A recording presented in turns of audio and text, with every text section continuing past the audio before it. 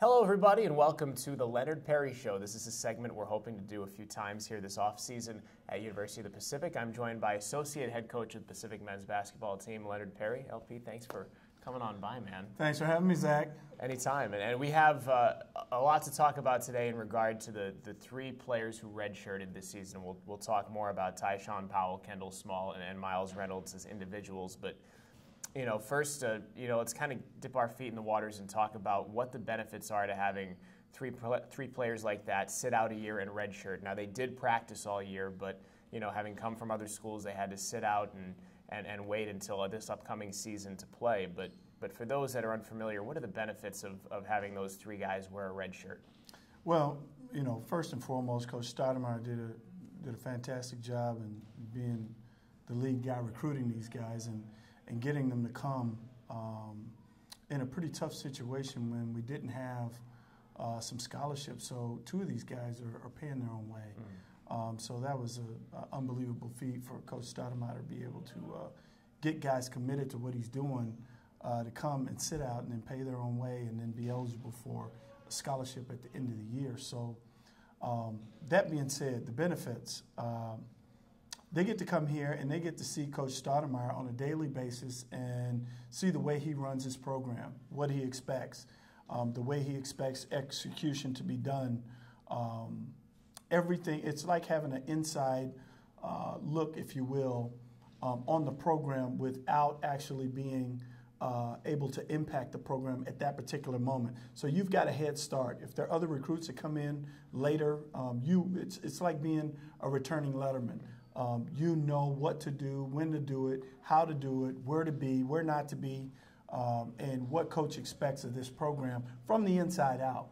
And these guys were able to experience that on a daily basis. And then more importantly, Coach Stoudemire and us as his staff were able to evaluate even more and give us a better idea of the pieces that we need to recruit to put around these guys to make sure we're successful moving forward. I was really fortunate in that I got to sit in on pretty much every practice, and I got to see the guys practice and what their skill sets were. We just talked about how frustrating it must have been for you guys seeing them practice at such a high level but knowing they couldn't play until this upcoming season. But take us inside the practice and let everybody know how these guys as a group, as a unit, looked during practice this year, because it at times was impressive.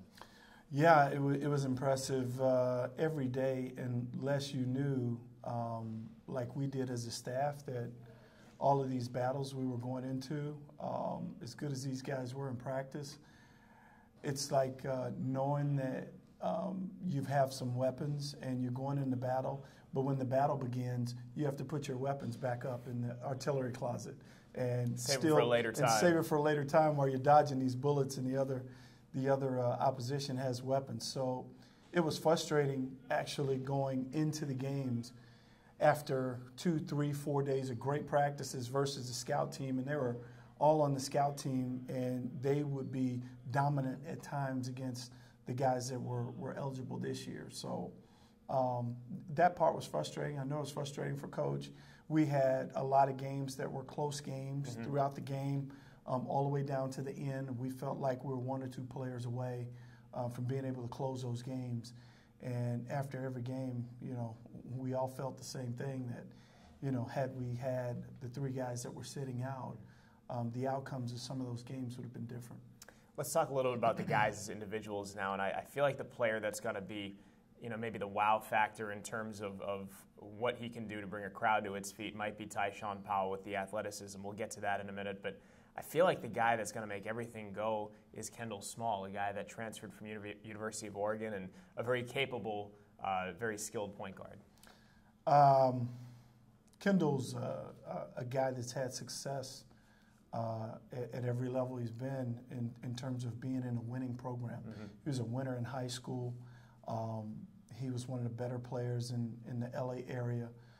He signed with Oregon, obviously with the latest success that they've had, but he's been in a winning culture. He doesn't know anything else. And from your point guard, for Coach Stoudemire, that's imperative. So there's a level of language that those two are going to speak without even being spoken. And then they'll add to that one point guard to another and continually get better. But Kendall is the head of the snake. He'll make us go. He can push the ball. He can advance it up the floor. He's very smart. He's cerebral. He can get us into the sets that we need to get into. And more importantly, when we get steals and rebounds, I think Kendall's going to be able to get us cheap baskets. And that's something we didn't have a lot of this year. We weren't able to get baskets without calling a set play. I think in low clock situations, Coach will be much more relaxed with the ball in Kendall's hands. He'll be able to navigate through traffic, through traps. He can see the floor.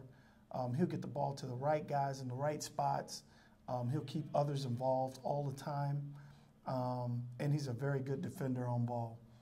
So we've got something to start with here that we did not have this year. And that's no knock on TJ and the guards we had. TJ's an all-time great here.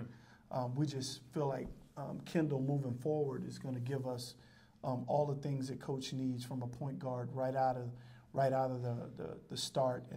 And for TJ not being a true point guard, it kind of put TJ, in a tough position because he's just not a true point guard. He's a fantastic combo guard. But we asked him to play point, and he was fantastic in making the conversion. But Kendall was born with a basketball in his hands. That unspoken point guard language that you talked about, a point guard that's going to play for Coach Stoudemire, obviously you would figure has to be able to speak that unspoken language. And you're saying that Kendall is the guy that's capable of doing that. He certainly can. Now, is he going to be Damon Stoudemire? No, he's not. The likes not many of that, people are. The likes of that's not going to happen anytime soon. But we're out there actively looking. But what he is going to do is put Coach in a relaxed state of mind where Coach doesn't have to coach, every single play offensively. He'll be able to recognize things, put guys in places where they're supposed to be, exactly like a quarterback would do. And he gets to the line of scrimmage. He reads the defense. He makes his check downs. And that's a calming influence on the other guys that are on the floor.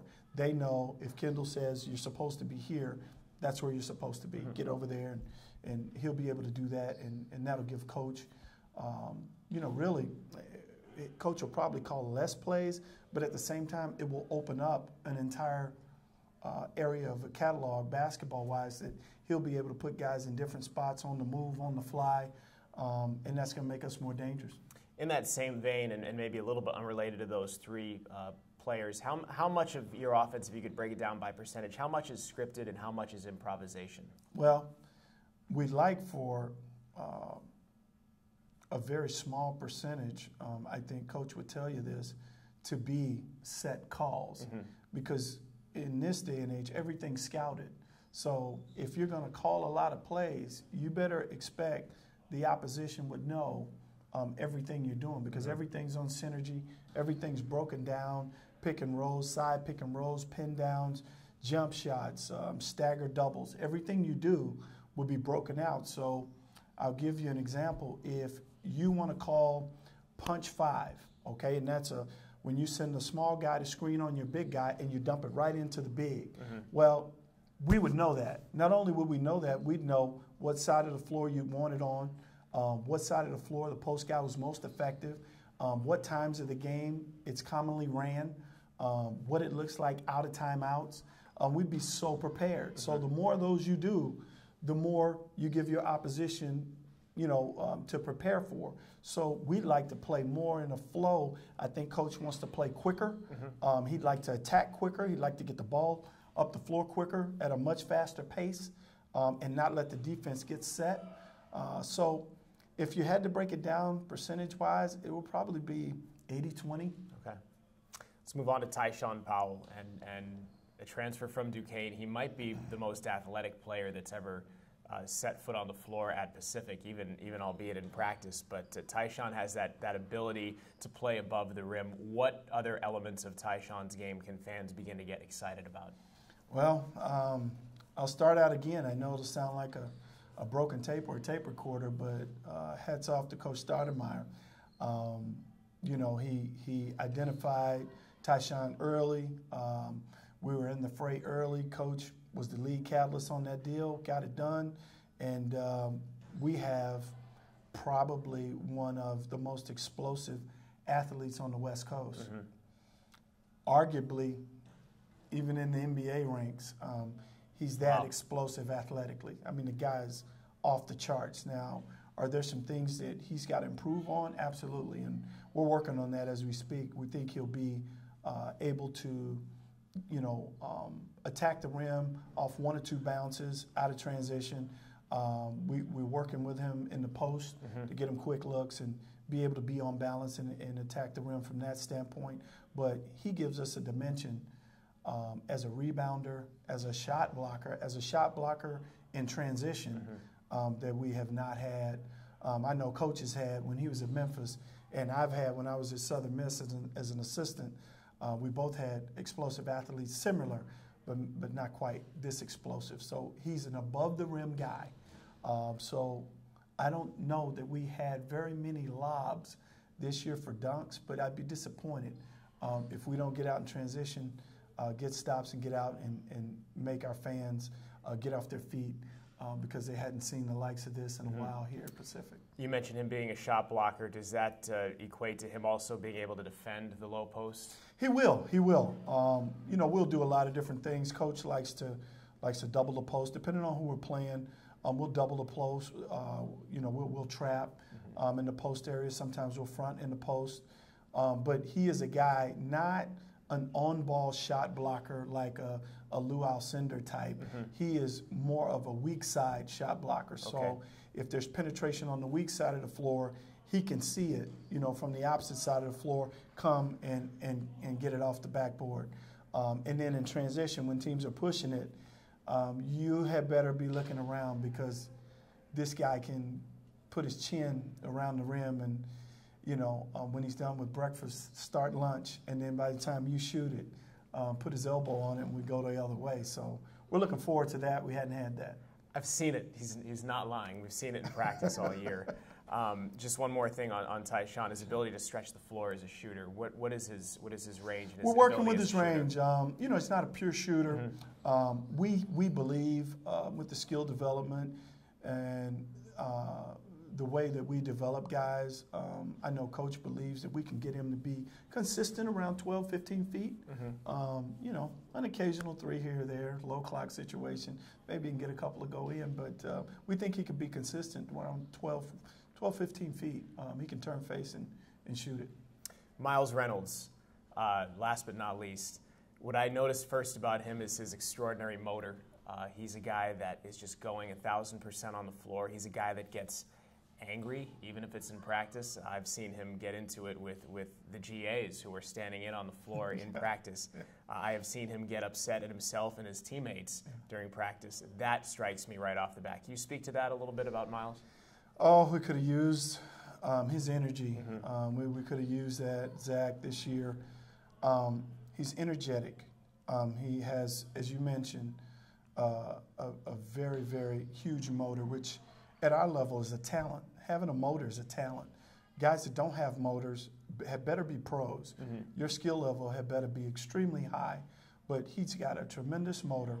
He has a will to compete. And again, we'll refrain back to this point, we'll refer back to, is that he doesn't know anything but winning. He won a state championship in the city of Chicago. He went to Whitney Young, one of the toughest high schools there is on the west side of Chicago. His teammates are pros. Okafor and those guys are pros. He's been around that and that level of play. With that being said, the things that he brings to us immediately is, yes, he's a very good on-ball defender. He's very tough.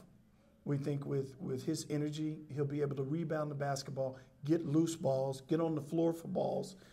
And his competitive spirit will challenge the guys around him.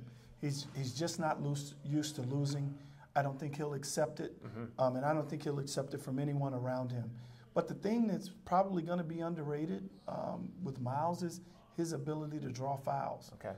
He's very good at putting it on the floor and getting to the rim and drawing fouls. He will cause officials to have to make a decision very quickly, the way he attacks the rim. I was just about to ask you how that motor translates into basketball skills and what his specific skill set is that we could look forward to. It does. We'll have to slow him down some. I think early he can get out of control and be so excited and notice that. This year sitting out, all of those guys they'll have their bumps, but coach will do a great job in getting them to settle down, settle in. But that being said, while they're going through the transition, they will know when the games are on how to make plays and put us in position to win basketball games. And Miles is no exception. His shooting will probably be a little bit erratic early, but he's a gym rat. He'll stay in the gym, and that'll become consistent. And as it does, that's just going to open up his game, and it'll open up our game as a program and give Coach that many more options on where he wants to put guys and how he wants them to score. Quickly, before we let you go, we can maybe talk about this the next time, but let's tease this a little bit. What types of guys are you now looking for as a staff to fit around these three players? Winners. I think that's paramount on Coach's list. I'm not sure that we'll bring in many guys who haven't won at some point in their career at a very high level. So winners, along with talent, along with toughness, those things have been paramount coming out of Coach's mouth in recruiting. And we think skill level. We'll have guys that can do an array of things, dribble, pass, shoot, defend, and rebound the basketball. I think those things with the guys that we have will impact our program immediately. And we'll take it one game at a time, but we're certainly very excited about where we're headed. LP, thanks for the time and insight, man. We'll do this again soon. It's the Thanks, Leonard Zach. Perry Show. We'll see you next time back here on the Pacific Digital Network.